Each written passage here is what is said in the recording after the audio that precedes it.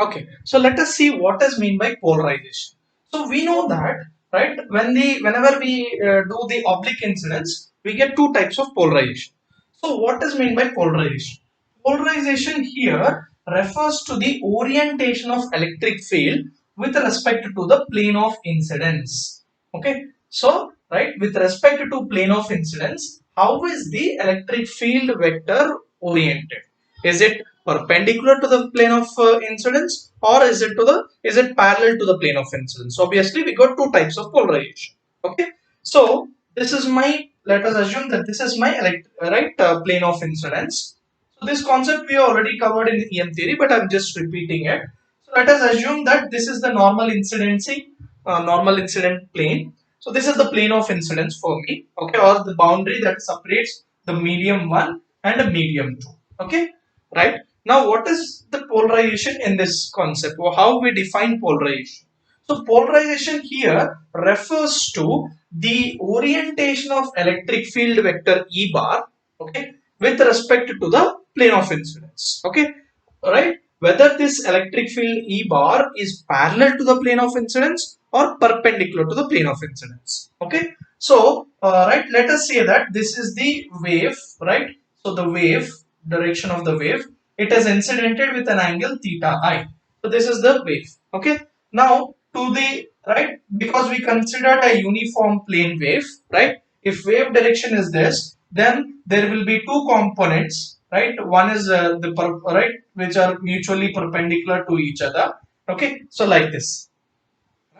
Now, if this is the electric field vector and this is the magnetic field vector, which can also be represented as a dot. Okay, so as a dot, right? As a dot or an arrow. Okay, simply, or you can just draw like this also. So if this is my electric field vector and if this is my magnetic field vector, we can say that, right, when this whatever the wave that you have incidented, this is an oblique incidence mode.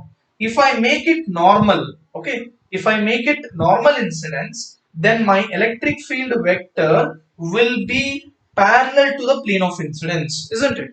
Okay, right? So it is actually like this now. Okay, so this is not right exactly parallel to this. Okay, but when I make this vector, it is actually in this like this. Electric field is like this. The wave is propagating like this. So the electric field is oriented like this. Now, if I make this as normal incidence, that means if I rotate this like this, okay, so it is like this. Now, if I do like this, then this will also become like this. So, in that case, my electric field vector will come parallel to the plane of incidence. Okay, so such a kind of right orientation or such this kind of wave, right, such a kind of orientation of the electric field, right, okay, is called as right horizontal polarization or also called as parallel polarization. Okay, so this kind of wave is basically a horizontally polarized wave or parallelly polarized wave.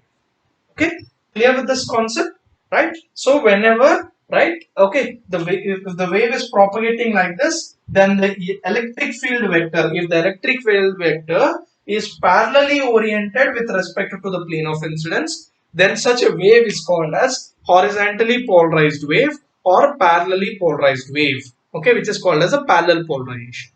Right?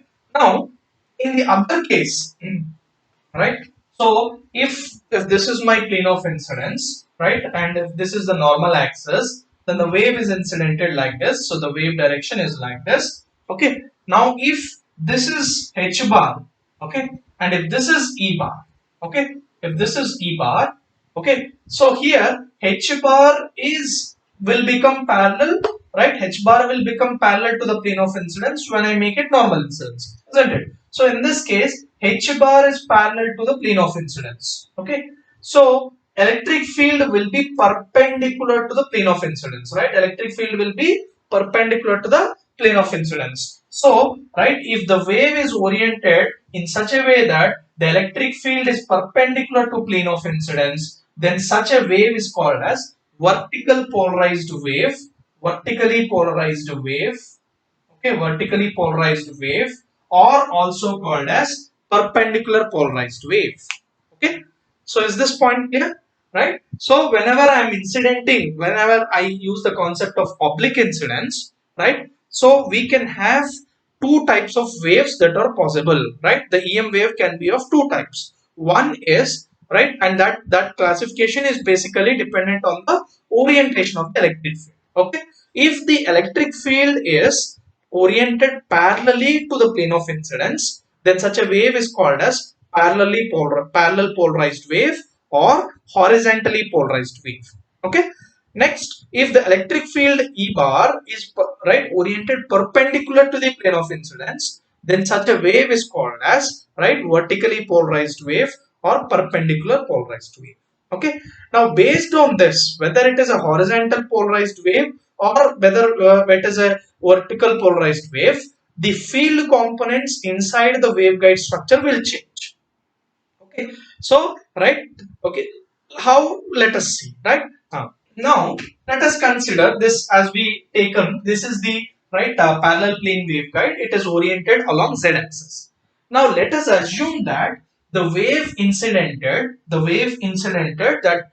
that I'm incidenting is such a way that right the electric field is right parallel, electric field is parallel to the plane of incidence. The plane of incidence here is this, the conducting boundary. Okay, the boundary between the medium 1 and medium 2.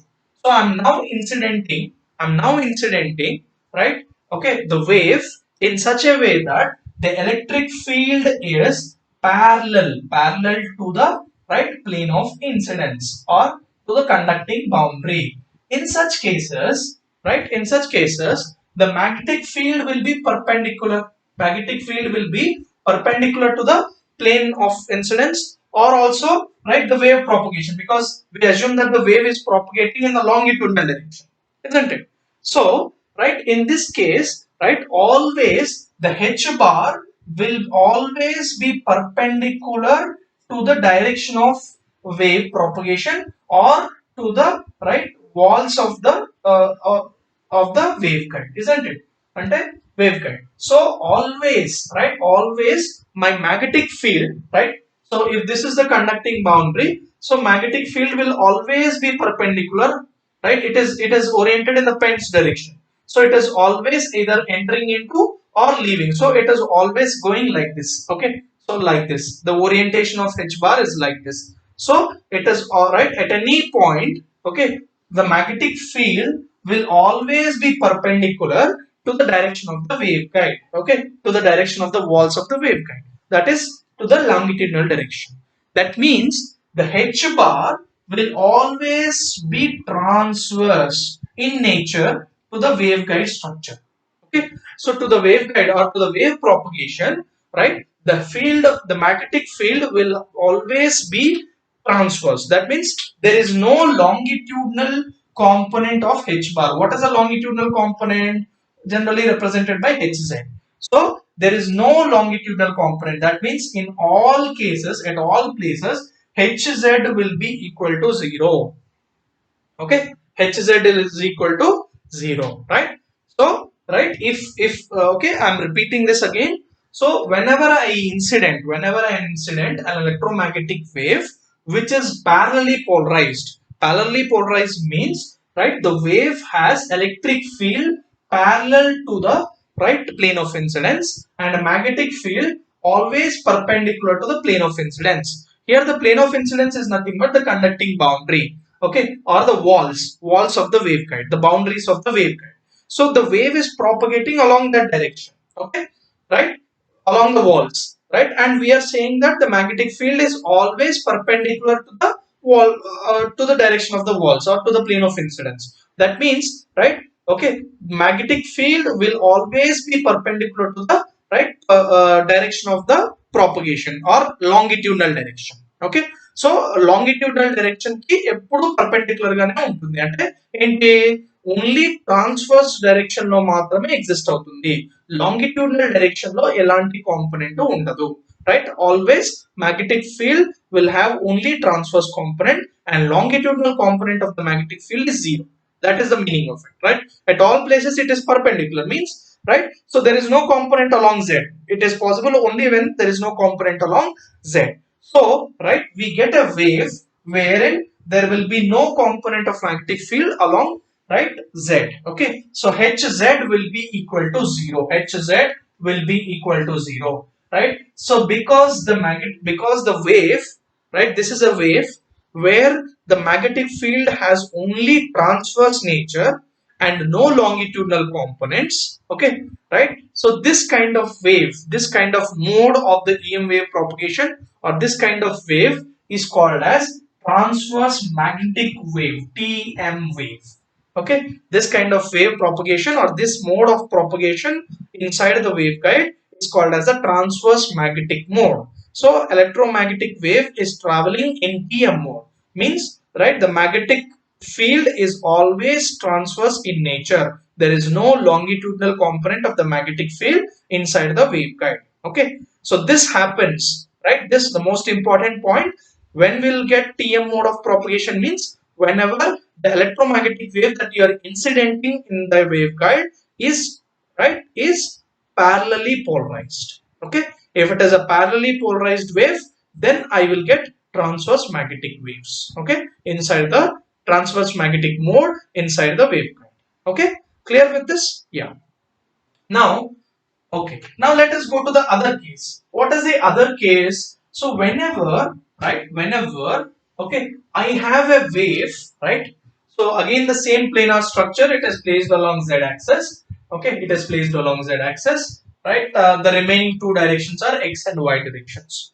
Okay, now again, right, I am making an angle of theta I with the okay, the waveguide, and I am launching an angle, right, a EM wave into the, right, wave propagation, okay, into the waveguide like this. Okay, isn't it? Now let us assume that the wave is oriented in such a way that the magnetic field is parallel to the, right, plane of incidence. Magnetic field is parallel to the plane of incidence, and the electric field E bar is perpendicular to the plane of incidence, okay, or perpendicular to the conducting boundary. So now the electric field is in this direction, in the pen direction. Okay, so either entering or leaving. Okay, so this is my plane of incidence, right? So always, okay, at all the points the electric field will be, right, like this in the pen direction. Okay, so at any point the electric field will be placed like this. Okay, so in the pen direction, right? So such a kind of wave is called as vertical polarized wave, isn't it? So just now we discussed. So it is called as vertically polarized wave. Okay. So whenever we take a vertically polarized, whenever we launch a vertically polarized wave into the waveguide, so what happens is the electric field E bar at any point is always perpendicular to the plane of incidence or perpendicular to the walls of the waveguide. Okay, so therefore that is, right, it is always, electric field is always perpendicular to the, right, longitudinal direction. That means it is always present in transverse direction itself. Okay, so you will have E bar having components of either x or y. Okay, but there will be no component of E bar along z axis. Okay, so this, right, so okay, that is Ez is always equal to 0 because the electric field is always perpendicular to the longitudinal direction. So longitudinal direction is Ez. Okay, but there is no, but we cannot have an electric field that is, right, that is traveling in this direction, because electric field has to be always perpendicular, is always perpendicular to that z axis. Okay, so that is, you can have it along x axis or you can have it along y axis, which are nothing but the transverse components. Okay, so the electric field will have only transverse component and the longitudinal component is 0.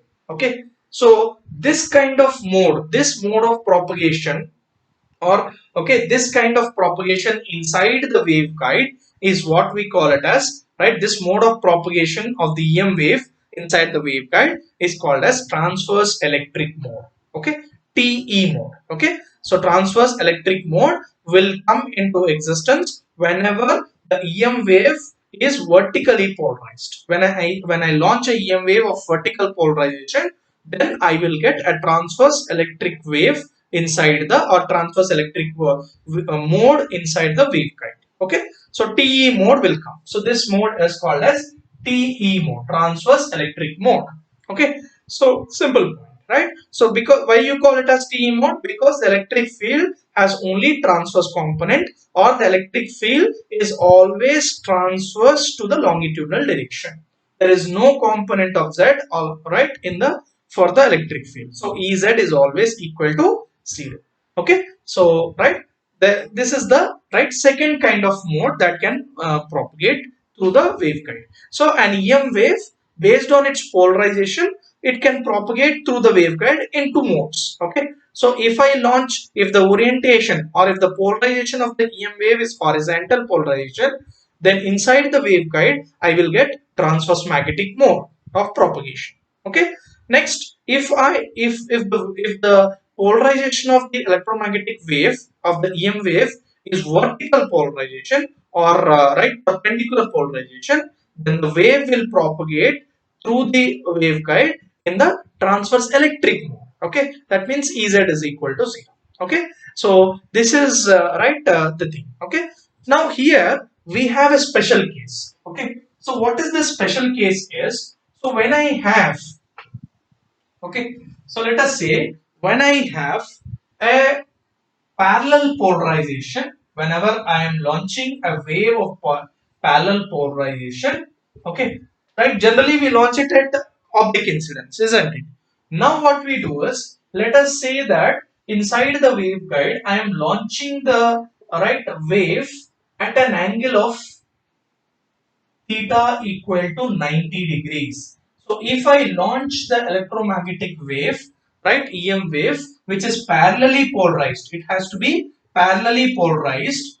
So parallelly polarized means I should get transverse magnetic mode, isn't it? So transverse magnetic mode, okay, right, TM mode, okay. But here the special thing is we are launching it with an angle of normal incidence, that is 90 degrees. So when I launch the wave at theta is equal to 90 degrees, then what happens is the wave inside the wave that you are launching, the electromagnetic wave that you launch, will become an uniform plane wave inside the waveguide.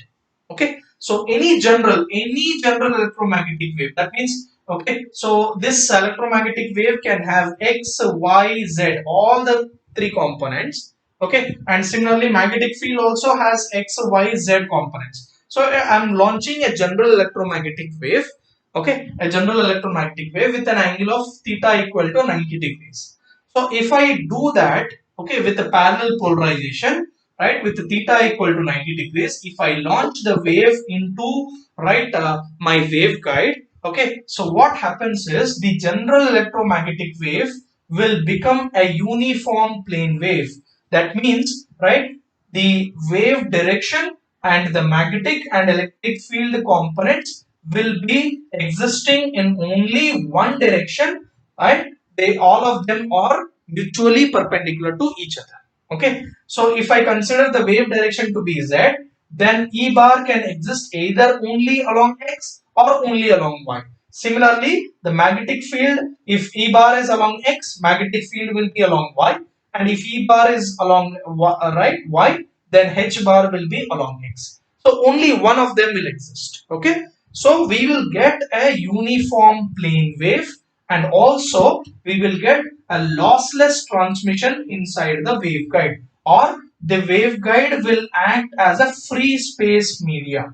Okay, free space media. Okay, free space, it acts as a free space. The waveguide becomes a lossless waveguide, and also it becomes a lossless media, and also it acts as a free space media. That's what we call it as lossless media, isn't it? So it acts like a free space. Okay, so that is a very special case. Okay, so this wave, this kind of mode of transmission inside the waveguide, okay, is because you have all the three, electric field is right along only one axis, magnetic field is along one axis, and wave direction is along one axis, and both electric field and magnetic field cannot exist along longitudinal direction. See here, there is no Ez component and there is no Hz components. So there is no electric field or magnetic field existing along the longitudinal direction. That means both electric field and a magnetic field will have only transverse components. Okay, ET and HT can only exist, right? So this kind of wave, because both electric and magnetic field have only transverse components, right? We call this kind of mode of propagation as TEM mode. That is transverse electromagnetic mode. Okay, TEM mode. So right, this is a special case of the TM mode itself.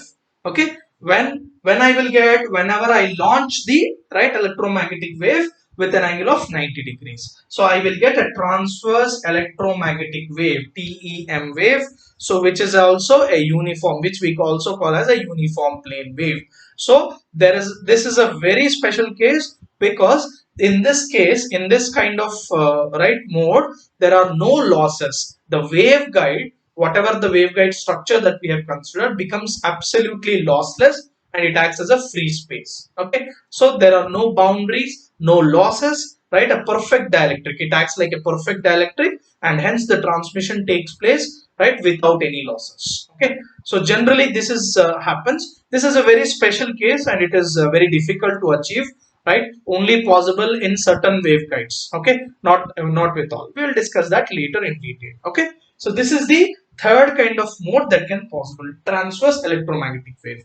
And we have to note that this is possible only with parallel polarization. Okay, so if I launch a perpendicular polarized wave of perpendicular polarized or transverse electric wave with theta equal to 90 degrees, right? So okay, if I launch, right, such kind of wave inside the waveguide, that particular wave will not travel through the waveguide. It will die down, because it will not exist. Okay, it cannot propagate through the waveguide. Okay, so right, so okay, whenever I launch an electromagnetic wave into the waveguide, it can travel in three different modes. It can travel in transverse electric mode. That means I can have electric field purely transverse. Okay, that is Ez is equal to 0. Longitudinal component of the electric field is 0. So I can get a transverse electric mode.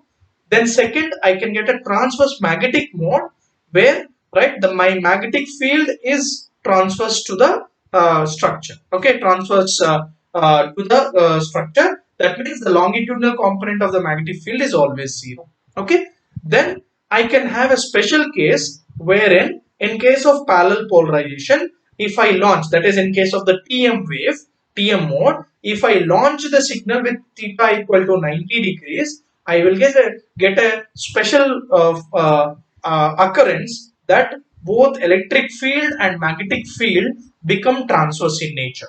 Okay, so such kind of mode of propagation is called as TEM mode of propagation for the waveguides. Okay, so right, these are the three different modes of propagation inside a waveguide.